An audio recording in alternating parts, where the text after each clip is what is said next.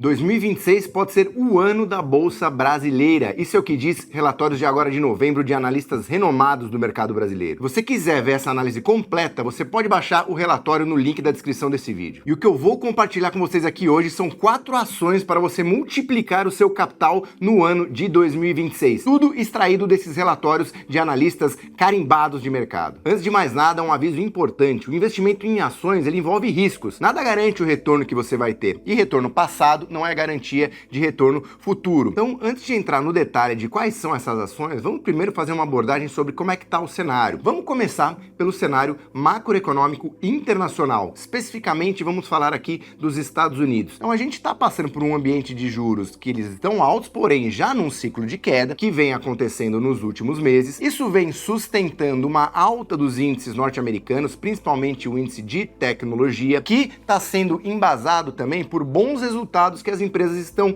reportando. Agora, começa a pairar um certo sentimento de que talvez os índices norte-americanos e essa alta das ações e dos ativos de uma forma geral tenha ido um pouco longe demais. O que vem sustentando um pouco esses temores é a questão de uma bolha no setor da inteligência artificial ligado com o setor de tecnologia, e que isso tudo vem embasando uma certa teoria de que a gente pode vir a enfrentar um período, se não recessivo, mas pelo menos de um retorno menos polpudo nos próximos anos do que a gente passou em anos anteriores, que foram sustentados por fortes altas dos índices de ações. Interessante dizer também que, apesar do shutdown que a gente ainda vem passando no mercado norte-americano e também apesar das tarifas que vêm sendo impostas pelo governo Donald Trump, o mercado ele não teve grandes solavancos, então ele continua ali performando, apesar de não estar um rally ainda consistente como estava, pelo menos andando um pouco de lado, então sem ter uma grande crise recessiva, pelo menos até o momento agora, novembro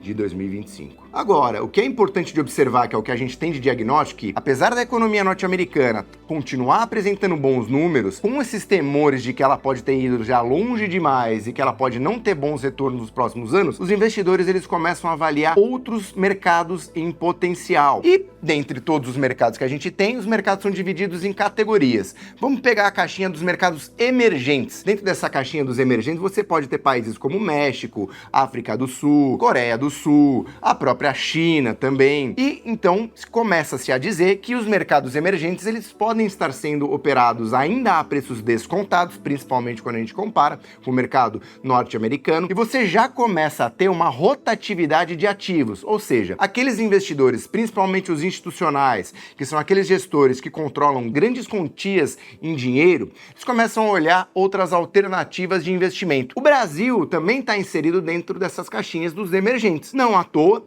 teve excelentes retornos nesse ano de 2025, quando ele estava justamente no momento mais desacreditado da sua economia, principalmente por questões políticas. E a gente pode continuar vendo esse ciclo se repetir no ano de 2026, principalmente se a gente tiver uma perspectiva de troca de um gestor político, ou seja, uma troca de um ciclo eleitoral, uma troca de governo acontecendo. Já entrando no tema Brasil, uma vez que a gente já introduziu ele, a gente continua vendo um juros ainda alto, na casa de 15%, porém, como os dados da inflação ele está vindo cada vez mais baixo, começa-se a especular de que o corte que estava sendo previsto lá para abril, talvez meio do ano que vem, possa acontecer um pouco antes, quem sabe janeiro, fevereiro. As apostas ainda não estão consolidadas, mas elas começam a cada vez mais antecipar um pouco o corte de juros. Vamos lembrar que a gente sempre olha muito essa questão do spread, que é a diferença entre os juros norte-americanos com os juros que a gente está praticando no mercado brasileiro. Os juros brasileiros ele continua em 15, porém os juros americanos ele já vem sendo cortado, o que isso abre espaço para que a gente comece a cortar também o nosso, isso se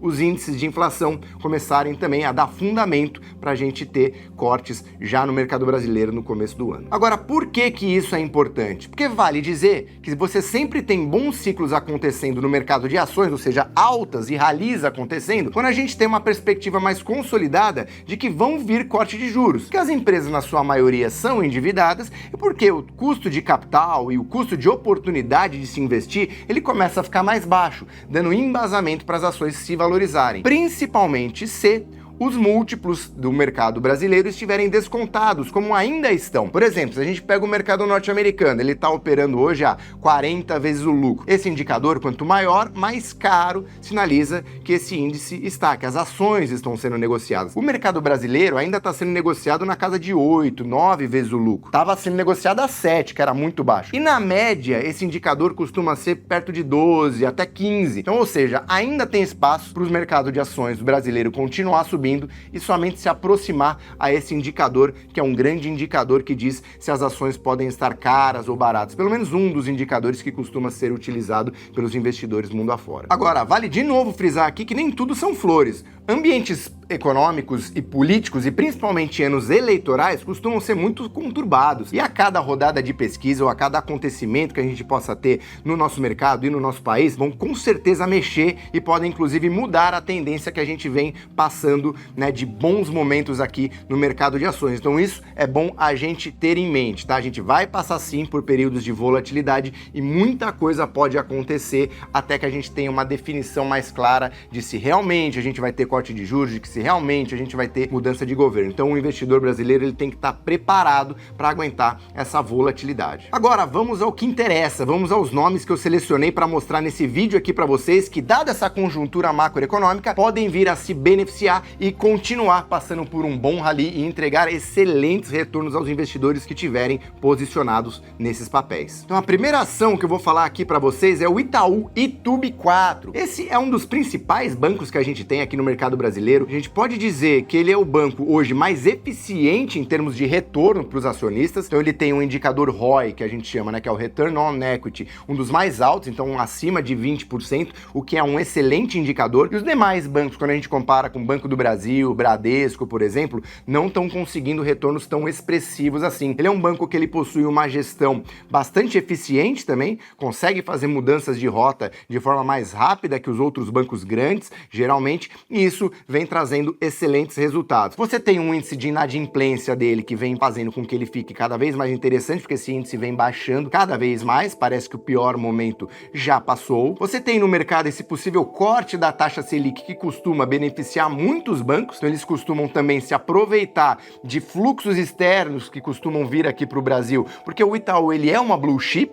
então ele é um papel até óbvio muitas vezes quando a gente fala de investir no mercado. E terceiro ponto bastante importante é que ele tem uma grande composição no índice Bovespa, então ele também de certa forma carrega a alta do mercado brasileiro quando ela acontece. Então de novo, ele é uma das primeiras ações a atrair muito fluxo de capital sempre em inícios de rally, então é importante ter alguma posição nele. Então um resumo do porquê da escolha dele: ele traz estabilidade, uma vez que é um grande banco já bastante maduro em termos operacionais e que faz muito tempo que não reporta qualquer tipo de prejuízo no seu balanço. Você tem o ponto da lucratividade elevada que ele oferece para os seus acionistas e você tem o potencial de multiplicação do seu capital através de um ciclo de corte de juros que pode começar a ocorrer em 2026. Agora vamos para a segunda ação que eu vou falar nesse vídeo, a Vale 3. Então, a Vale do Rio Doce, não tem como a gente falar de Brasil, de investimento no mercado brasileiro, sem falar em commodities. E falando em commodities, a gente fala de minério de ferro e a gente vai chegar na Vale, que é uma das maiores produtoras de minério de ferro do mundo e uma das mais eficientes que a gente tem em termos globais, em termos de quanto de custo que ela consegue produzir o minério de ferro. Importante dizer que nos últimos anos a Vale não vem passando por um bom momento, principalmente por temores que a gente tem no mercado chinês.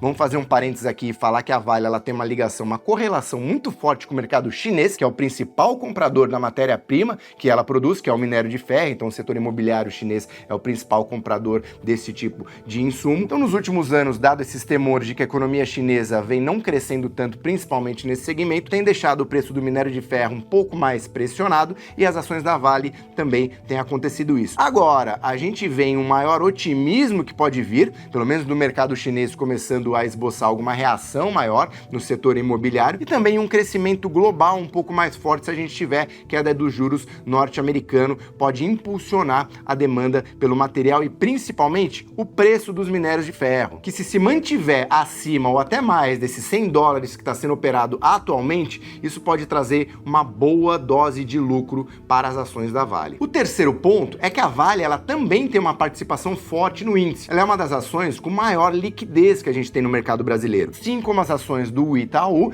ela costuma atrair bastante fluxo externo quando ele acontece. Se a gente está nesse ambiente de rotatividade global, certamente, em algum momento, os investidores internacionais podem começar a olhar para as ações da Vale e você pode ter ali um grande catalisador para o impulsionamento das ações dela, uma vez que você traz fluxo de fora. Para fechar sobre ela, também é muito legal porque ela diversifica a sua carteira de ações mesmo em nível nacional. Por quê? O minério de ferro ele é cotado em dólar, então boa parte das receitas que a Vale tem são dolarizadas. Então quando você tem também um ciclo mais alto, o dólar puxando, subindo muito, ela também pode se beneficiar. Então isso ajuda você a conseguir compor a sua carteira de maneira bastante eficiente. Agora vamos para a terceira ação, a Copel, CPLE6. A Copel ela é uma empresa do que a gente chama do setor de utilities, que são aqueles setores, aqueles serviços de utilidade pública. Ela é do setor de energia do estado do Paraná. Esse tipo de ação, o interessante é porque ela tem uma boa previsibilidade, tanto em termos de geração de receita, quanto também, geralmente, em termos de entrega de resultado. Porque, obviamente, energia, você não decide consumir mais ou menos dependendo do mês,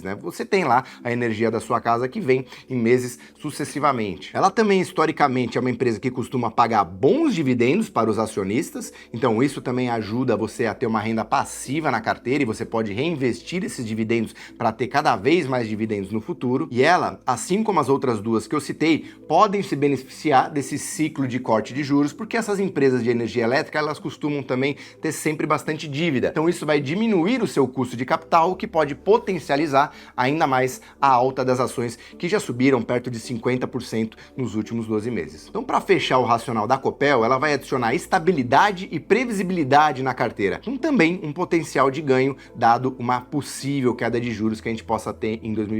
Agora vamos para a quarta e última ação deste vídeo, é a Cyrela, a CIRE3. Cyrela é uma das maiores construtoras que a gente tem no país. Ela tem o foco no residencial de alto padrão, inclusive na cidade de São Paulo. A gente tem muitos empreendimentos nessa categoria AAA, que a gente chama no mercado imobiliário. Ela é uma empresa também muito bem gerida e que, vale dizer, todas as construtoras, quando você passa por um ciclo de alta de juros, como a gente passou no mercado brasileiro agora recentemente, elas sofrem muito. Com a Cyrela não foi diferente, porém, ela tem uma particularidade interessante. Ela passou muito bem por esse momento, sem ter grandes solavancos, sem reportar grandes prejuízos, então isso dá muita força para a tese de investimento nesse tipo de papel, que de todas as que eu citei aqui, costuma ser um pouco mais arriscada. Em contrapartida, também é aquela que pode ter um alto potencial de retorno, caso a tese se concretize. Então, os pontos interessantes dela, vamos listar aqui essa resiliência operacional, que mesmo passando por um momento muito mais difícil para o setor, ela conseguiu se sustentar bem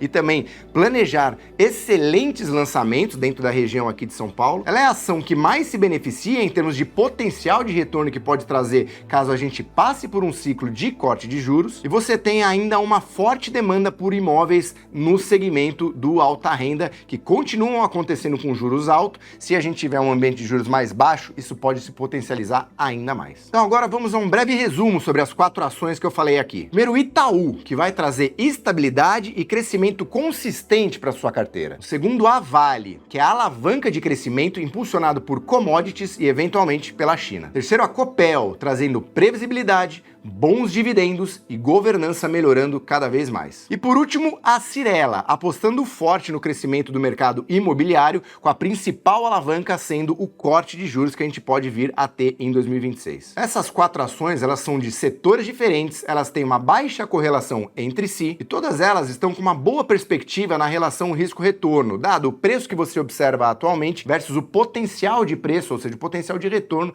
que ela pode te trazer ao longo dos próximos meses e anos. E lembrando aqui, por último, esse vídeo ele tem fins didáticos, então isso daqui não é uma recomendação expressa para você investir, principalmente se for para investir apenas nessas 4 ações. É importante você diversificar a sua carteira, você tem também papéis de renda fixa, você tem também fundos de emergência e você principalmente investir em patrimônio dolarizado fora do Brasil. E para saber quais são as outras 6 ações que também estão no relatório, você pode baixar aqui no link deste vídeo. Espero que você tenha gostado e até a próxima.